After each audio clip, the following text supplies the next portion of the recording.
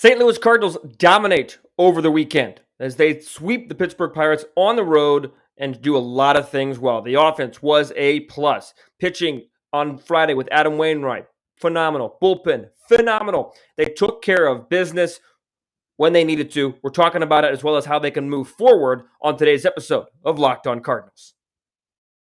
You are Locked On Cardinals, your daily St. Louis Cardinals podcast, part of the Locked On Podcast Network, your team every day.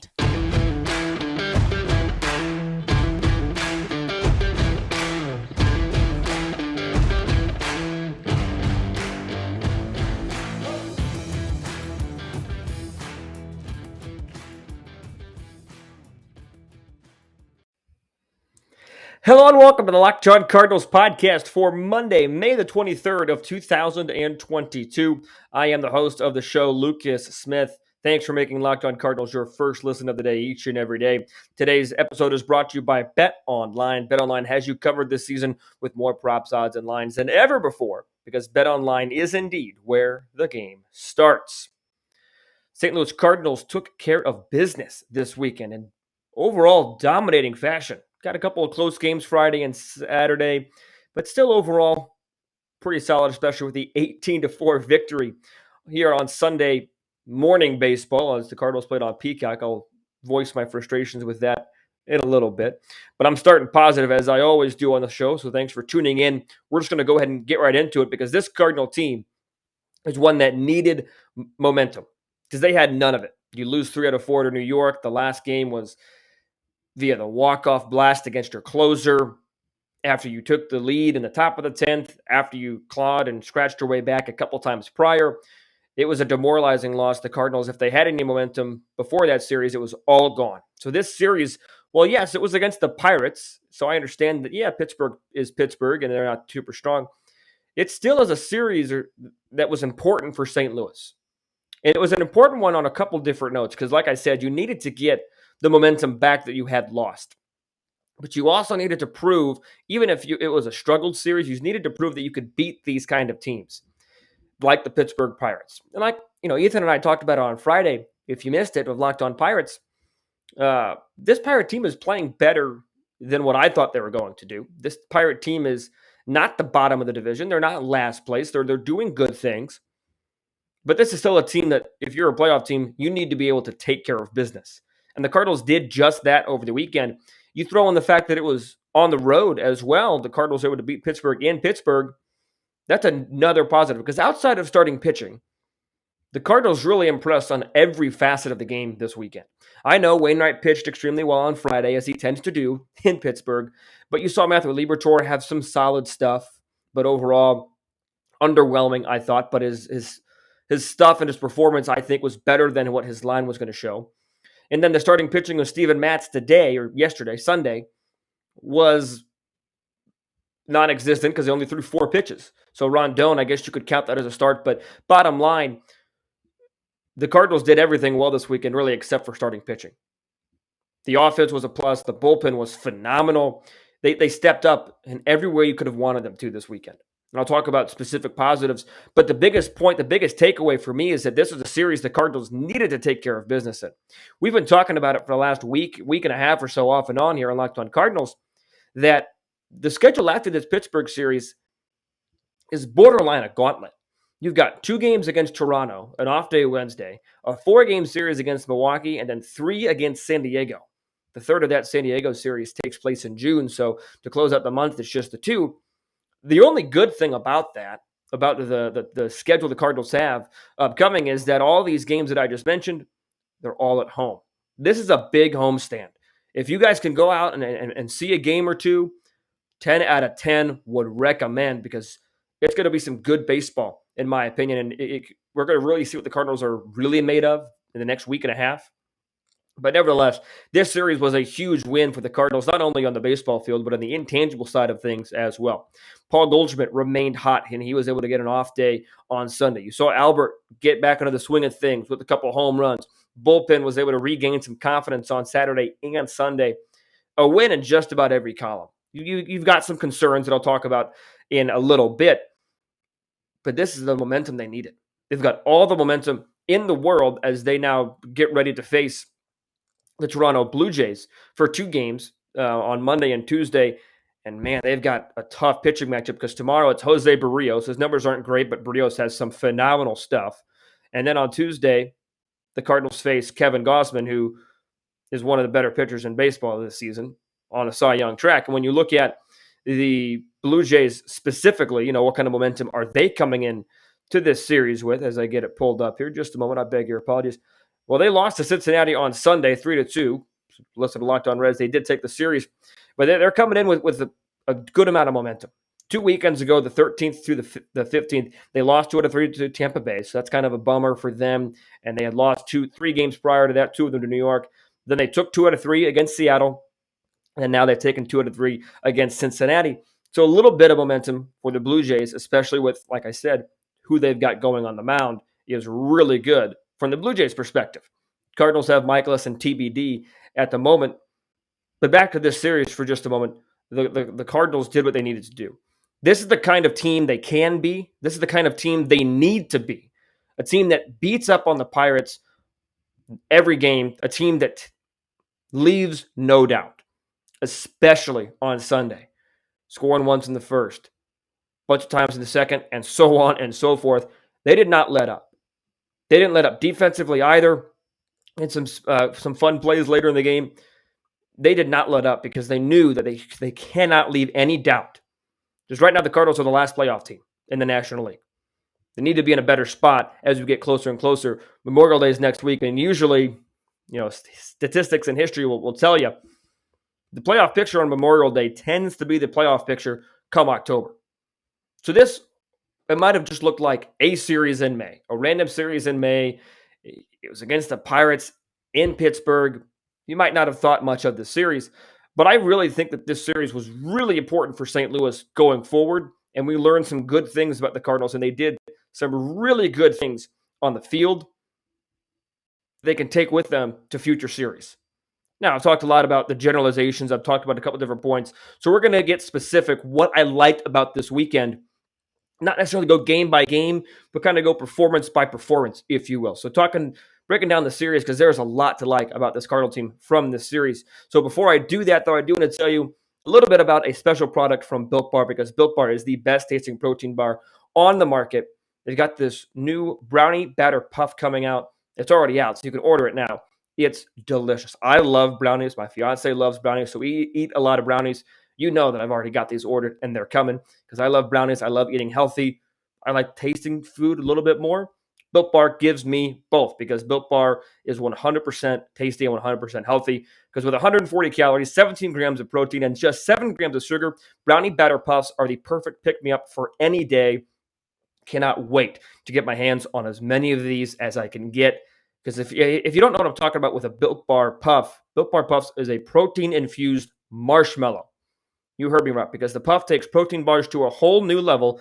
They are available right now at Built.com. These are Built Puffs covered in 100% in real chocolate, just like all Built Bars. So the brownie batter puff will have you completely forgetting that you're enjoying a protein bar. That's what good these things are. So go to Built.com to get your brownie puffs now, or any other Built Bar product. You can't go wrong. Be sure to, whatever you're ordering, use the promo code LOCKED15, LOCKED15 to get 15% off your order. Once again, use that promo code LOCKED15 for 15% off at Built.com. I know I said we weren't going to go game by game, but we are going to start with Friday because Adam Wainwright was the best starter over the weekend for the St. Louis Cardinals. He has incredible numbers in PNC Park. He had a 30, I think it got up to 38 inning scoreless streak at PNC Park before giving up the home run to Chavis in the 7th inning. But he goes 7 solid. He gives up 4 hits, just the 1 earned run. He did walk 3, struck out 3. Season ERA down to 2.87. Got his 5th win on the year. The Cardinals needed to start like that really every day this weekend. They only got it with Adam Wainwright. But this just goes again to prove the kind of competitor, the kind of pitcher that Adam Wainwright is. He is somebody that when you need somebody to go 6, 7, 8 innings, Adam Wainwright more times than not is going to give you that. He was able to set up the bullpen to be rested the rest of the series Because after that, you got Cabrera, who struggled, gave up 3 hits, 2 runs, just one of those was earned. And then Gallegos had to eat up 5 outs, and talk about Gallegos in just a moment. But Wainwright was the best starter this weekend. Obviously Rondón pitched 5 innings, pitched to the first batter of the game after Matz had to get out due to injury, but he was not the starter. So I gave the best starter of the weekend to Adam Wainwright. He set the tone for the series. He kept his team in the game, gave him a chance to win. It was a huge positive.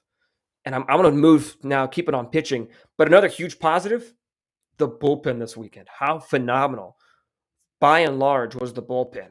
This one, we're going to go game by game. I mentioned his name already. Giovanny Gallegos, a day, just one day after he gives up the game-winning home run to Pete Alonso, demoralizing fashion, confidence might be shaken.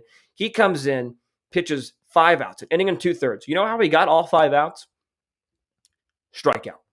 That is how you bounce back. That is how you prove to everybody that, hey, I'm still the closer. This is still my gig. I'm still the guy. I've still got the lights out slider. I've still got the electric fastball. I might work slow as hell, but I've still got the stuff to be this team's closer. Now, I know Ryan Helsley came in on Saturday to get the save. That was largely due to Giovanny Gallegos' workload. But the bounce back effort by Gallegos was phenomenal. I think because it was all the way back on Friday, we're forgetting about it. But this is me reminding you that Giovanny Gallegos, that was not easy for him to do. 5 batters, 5 punch outs, especially given what he went through just a day prior. That was incredible for him, incredible for the rest of the bullpen, I think, as well. Because you fast forward to Saturday, Matthew Liebertore, talk about him in depth in a little bit, but Matthew Liebertore didn't get lit up, but he didn't dominate. Gets charged with 4 earned runs, 2 walks, 3 punch outs, a home run, the inside the park home run that maybe O'Neill catches, maybe an outfielder not named Corey Dickerson catches. But regardless, it dropped for a home run. But then you have Drew VerHagen come in. He goes 2 1/3. Doesn't give up a hit. Walks a batter. Gets 2 punch outs. Andre Palante, he goes an inning with a punch out. And then Ryan Helsley slams the door with his second save of the season and a punch out. So 5 1/3 scoreless innings for the bullpen. Correction, 4 1/3. Can't count. Sorry. 4 1/3 scoreless innings for the bullpen on Saturday, after the Cardinals offense didn't score a run past the 4th inning. They had a 4-run second, 1 run in the 4th, and that was it. So it got a little tense, got a little tight. But the bullpen Saturday was phenomenal, which brings me to the bullpen on Sunday, which was in rough shape, but you still had Angel Rondón come in and just eat 5 innings. That was phenomenal for this bullpen. Because if he would have only been able to go 2 or 3, who knows what this bullpen would have been like. And the offense as well allowed Marmol to make these kind of decisions. But Rondón ate up those innings. To talk about tough situations to come into. I already talked about Gallegos and his mental situation and what he was coming into and out of. But talk about this one. Your starting pitcher throws 4 pitches. You're kind of sitting back, relaxing. You're thinking, all right, Matz will probably go 5 or 6. Rondón's probably not expecting a pitch today. At least I wouldn't have expected him to pitch today. He was recalled today, or Sunday, excuse me. I'm recording this Sunday. But he gets the call, answers the bell. Took him a little bit to get settled in. But he goes 5 strong and it was a godsend for this bullpen. That was huge. What else was huge Sunday? TJ McFarland. He gave up 3 hits, gave up a walk, struck out 2, but he ate 3 innings. He threw 58 pitches, 33 of those for strikes. So maybe you'd like to see a little bit more control. But with the season he has had, that performance by him Sunday was good, not only for him, but for the team, twofold. Because yes, he was able to eat innings and save the bullpen, but maybe he found something in those 3 innings that's saying, hey, this is why I've been off track this season. This is why I wasn't able to be successful this season. He got 4 groundouts in those 3 innings. Versus Rondón, who got 3 flyouts in 5 innings. McFarland, the performance he gave today, Sunday, was good not only for the team eating innings, but him as well. So he'll probably be unavailable until the series at Milwaukee after throwing 58 pitches. I don't even recall him getting close to 40, let alone close to 60. But that was phenomenal by him. That was absolutely a phenomenal job by the Cardinal left-handed reliever that just 4 or 5 days ago, I was saying maybe you send him down, maybe you DFA him, you move on. He comes out and does this, proves me wrong. Again, this was one start and it was against, or one appearance, and it was against the Pirates. But now you're thinking, well, maybe we can give him another chance. Maybe it's fool's gold. Maybe I'm just, liking the new shiny object with the 3 shutout innings. But you can't send him down. You can't get rid of him after a performance like that, in my opinion. You just can't. So that was all the pitching positives. I'll talk about Liebertore a little bit in segment 3. Not that he was a negative, but it is something about where we go from here, and I want to talk about that in that segment. So let's talk about offensively. Paul Goldschmidt did not play on Sunday, even though the Cardinals scored 18 runs, and it was arguably one of their better offensive performances all year, even though a week ago they scored 15 runs against the Giants. But Paul Goldschmidt had himself a series regardless. He was 4 for 5 on Saturday. He drove in 2, had batting averages up now at 342, his OPS at 975. He had 2 doubles in that game, both against Quintana. Just continued his blazing start. You go all the way back to Friday as well on a 5-3 Cardinal win. Paul Goldschmidt remaining on fire. He went 1 for 4 that day, but still made an impact. He's on base now, I think 29 or 30 games in a row, 14, 15 game hitting streak, something like that. It seems that whenever Nolan Arenado cools off, Paul Goldschmidt heats up and vice versa. So he was solid, especially on Saturday. And Tommy Edman at the top as well, he's settled in. He started out at the top of the lineup to start the season. He struggled. You move Carlson up there. He was good. Carlson started to struggle. Edman moves back down in the lineup. He starts to improve. And now we're seeing, I think, Tommy Edman, in my opinion, at his best. Getting on base, stealing a couple bags, because even though it ended up being an 18-4 blowout win today, first inning, he reaches, steals a bag, Gorman drives him in. But let's look at him game by game. At the top of the lineup, at the shortstop position on Saturday. Actually, let's go back to Friday the 20th. Cardinals win. Yeah, this is Friday the 20th, excuse me. Edman goes 2 for 3. My goodness, 2 for 5. Scores a run. That's great. You go forward to Saturday, if I get my mouse to work, Tommy Edman in a 5-4 Cardinal win. Tommy Edman, again at the top of the lineup, goes 2 for 5, drives in a run, and he played second, center field, and then back to second. Versatile. Tommy Edman is the definition of versatile and can play all over the diamond. And then today, on Sunday's game, again at the top of the lineup, he goes 3 for 6, scores 3 runs, drives in 2, mentioned that he swiped a bag. Tommy Edman has been positive. Huge positive. And to his left, at second base, Nolan Gorman has been a positive start to his major league career. The only way that he could have been off to a better start for his career, Nolan Gorman, would be if he hit a home run. But through 3 games, Nolan Gorman has impressed tenfold. Tenfold for Nolan Gorman. He is taking advantage of this opportunity. In his first weekend series, he goes 5 for 10, scores 4 runs, drives in 1. You know how many times he struck out this weekend, too? 1. Struck out 1 time. And it was just 1 weekend. A lot of career left, a lot of season left. So we're going to see the strikeouts come. But I thought, for all the hype around him and for all the talk about his strikeout and how that's a real possibility, man, he didn't show it this weekend. Huge positive for Nolan Gorman. We saw the power to deep center field on a couple doubles. He hit it through the shift. You can just see the strong capability that Nolan Gorman has. And again, he's just another one of these check marks that the Cardinals had this weekend. Offense, check. Pitching, check. Individual offense, goalie, check. Gorman, check. Donovan, check. And talk about Albert Pujols. After he goes 0 for 5 on Saturday with 3 punch-outs. He even talked about it on the Peacock broadcast. He turns around, pinch hits for Nolan Arenado, goes 2 for 3, drives in 4, he hits 2 home runs. One of them was against a position player. I get it. These home runs still count.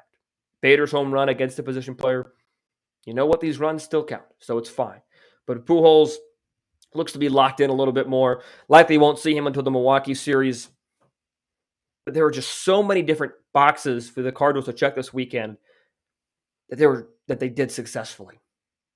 So many questions that were answered this weekend, or at least you say now they have the potential to answer them long term. This Cardinal team is an intriguing one. They're not necessarily one of the best in the division or one of the best in the National League right now, but they've shown the potential that they can be. Now it's time to prove it against other teams that are the best in their league, with the Blue Jays, one of, top team, and a team in your division, and the Brewers, and a team playing good baseball in the Padres. So where do the Cardinals go from here? Because a lot of boxes were checked successfully, but baseball is all about the long game. Sure, the Cardinals had a really nice weekend series in May against the Pirates, huge positive, a lot of good things. Where do they go from here? Because there are some big question marks that still need to be answered, still with the starting pitching. So if you're on YouTube, if you're on a podcasting platform, we'll be back in just a minute before we hear a word from our great sponsors. So hang tight, we're back in just a quick moment on your podcasting platforms. The Steven Matz injury today, that's where I want to start with where the Cardinals go from here. That's the one that's most intriguing to me. Because while Steven Matz has had his blow-up starts, he's also had it, in his 3 wins, he's been really, really good. He's either really good or really bad at his starts. There might be an argument to say he's either somewhat good or really bad, but either way, there is that all or nothing feel to it like the offense has. But the Cardinals have a couple options if he's forced to go on the IL for a long time. And I thought it was interesting when Marmol was asked about it that he knew that this was a possibility. If you missed the game, they did an interview with Marmol, I believe in the 3rd inning, and they asked him about Steven Matz. And he said, yeah, he came back from his bullpen and said it was a little bit stiff, but he was still good to go, so he wasn't going to risk it, Marmol said. So that was just a little interesting to me. Not that it was handled incorrectly, but it was interesting to me that he knew about it, and maybe he was prepared. Maybe Rondón was ready. But if Matz goes on the IL, you've got 2 options.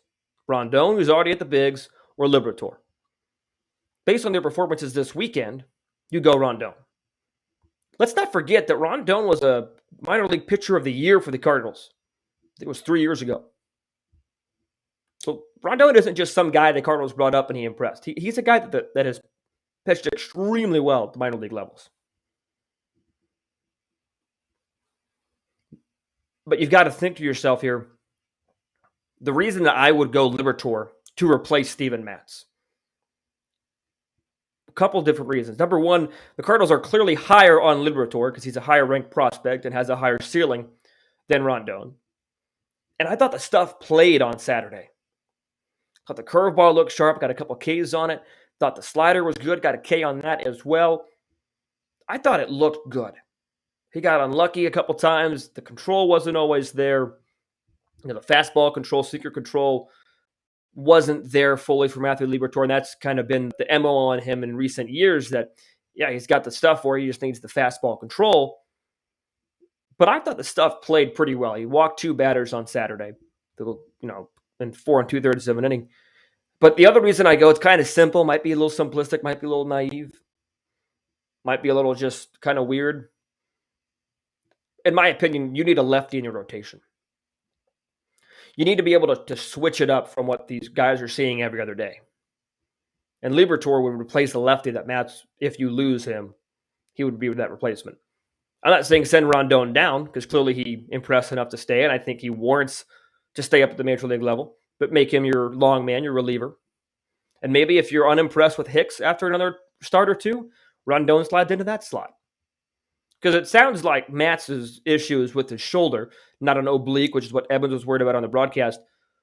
So that injury has the potential to be detrimental if Liebertore or Rondón aren't able to fill that spot adequately. So the Cardinals on Monday, regardless of Matz or what decision they make with Matz, whether they make it Monday or not, they need some length out of Miles Mikolas tomorrow. I mean, he's since Wainwright started on Friday, you can't turn him around on 3 days. But so the reason I say that is Mikolas is the guy the Cardinals need tomorrow. Outside of Wainwright, Mikolas would be the number 2 option, in my opinion, to the answer to the question. You need length out of your starter. Who are you going with in your rotation? Mikolas is that guy. Mikolas is indeed that guy. So the Cardinals need length tomorrow. But also, where do you go from here offensively speaking? Because you've got some question marks that are going to be coming your way here shortly when O'Neill gets back. because everybody who the Cardinals have called up or have put in their lineup, they've impressed. Brendan Donovan, solid. Juan Yepes, solid. Nolan Gorman in a short time, just 3 games, 10 at-bats, impressive. Defensively as well. Nolan Gorman started a double play Friday night or Saturday, I forget which game, looked smooth doing it. For a little 4-6-3. I think that was Friday night.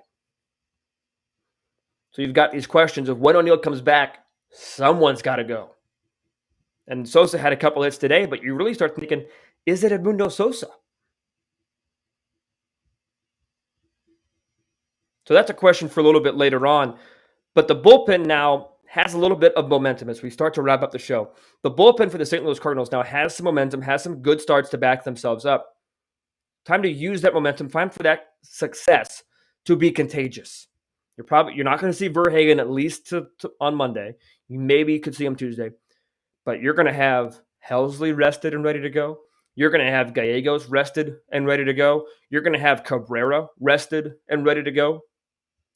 So your big three are going to be solid. You're going to have options out of this bullpen late in the game. Your middlemen might not all be rested and ready. But where do we go from here with the bullpen in terms of how are they going to continue to find success? Because the New York Mets series, they did not find success. Bullpen has been solid all year. We're starting to see it strain a little bit. They picked it up this weekend. I think they can continue to pick it up. I'm high on this bullpen. I think this bullpen can be really, really good. I've talked about that seemingly since the moment last season ended. And that was before we've seen the dominance of Ryan Helsley. But the bottom line here for me is that we now know, if you didn't before, now you do, the Cardinals can beat bad teams. They can take 2 out of 3 against the Reds. They can sweep the Pirates on the road. Yeah, they lost to Baltimore, but for the most part, they could take care of business against bad teams. They took the season series against Kansas City. Now it's time to prove, with a really tough schedule coming up, it's time to prove that you can beat the good teams to really good teams as well, or at minimum, compete with them. And that'll be the main talking point of tomorrow's show, as well as previewing the Toronto Blue Jays series, as it's going to be a competitive one. It's going to be a tough series for the Cardinals, but we'll talk about why I think they can at least win game 1 and talk about how they can win both and take the short series against Toronto. So be sure to tune back in to that on tomorrow's episode. Be sure to make your second listen today, Locked on MLB, with our pal Sully, as he takes you throughout the majors, gives you his unique perspective, both past and present. Thanks for tuning in to Locked on Cardinals on this Monday. Until I talk to you guys on Tuesday, be sure to stay safe, stay well, and have a fantastic rest of your day.